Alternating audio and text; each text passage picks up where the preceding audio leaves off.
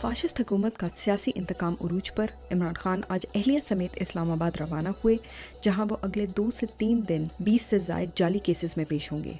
वकील कत्ल केस में इमरान खान की दरख्वास्त पर कायम करदा सुप्रीम कोर्ट का पहला बेंच बहाल। जस्टिस याहिया आफरीदी की सरबराही में 3 रुकनी बेंच 24 जुलाई को केस की समाअत करेगा। जस्टिस मुजाहिर नकवी भी सुप्रीम कोर्ट के 3 रुकनी बेंच का हिस्सा हैं। सुप्रीम कोर्ट ने वकील कत्ल केस में जमानत के लिए चेयरमैन PTI को ज़ाती हैसियत में बुलाया है।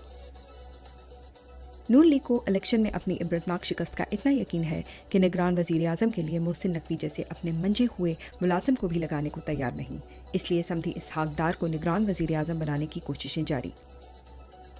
फाशिस्ट हुकूमत की फस्तायत उरूज पर सियासी बुग़्ज़ में एक 70 साला आर्ज़ा क़ल्ब में मुब्तला बुजुर्ग सियासतदान महमूद रशीद, जो पिछले 75 दिनों से जेल में हैं, रात गए दिल की तकलीफ की वजह से हस्पताल मुंतकिल किए गए, लेकिन उनके ख़ानदान और वकला तक रसाई से इनकार कर दिया गया।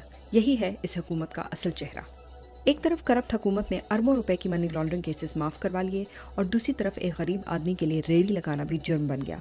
बगैर इजाज़त रेडी लगाने पर 5 लाख रुपए जुर्माना और 3 माह कैद। महंगाई मुकाव मार्च वाली सरकार ने गरीब आवाम पर बिजली की कीमतों में इजाफे के बाद अशिया खुर्दोनोश की कीमतों में भी इजाफे का मजीद बोझ डाल दिया। आटा, घी और चीनी समेत 40 अशिया खुर्दोनोश की कीमतों में इजाफा।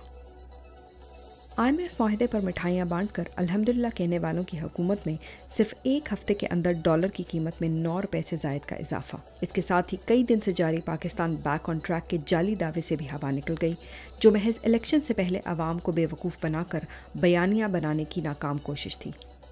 24 करोड़ आवाम के मुस्तकबिल का फैसला दुबई और लंदन में होगा, जहां ज़रदारी साहब सुप्रीम कोर्ट से सज़ा याफ्ता मुजरिम, जो बाद में इश्तिहारी भी हो गए, नवाज शरीफ से मुलाकात में आगे का लाहिया अमल तय करेंगे। एक बार फिर पाकिस्तान के फैसले पाकिस्तान से बाहर होंगे। ये लोग पाकिस्तान सिर्फ हुकूमत करने आते हैं और इनका जानो माल सब बाहर के ममालिक में है।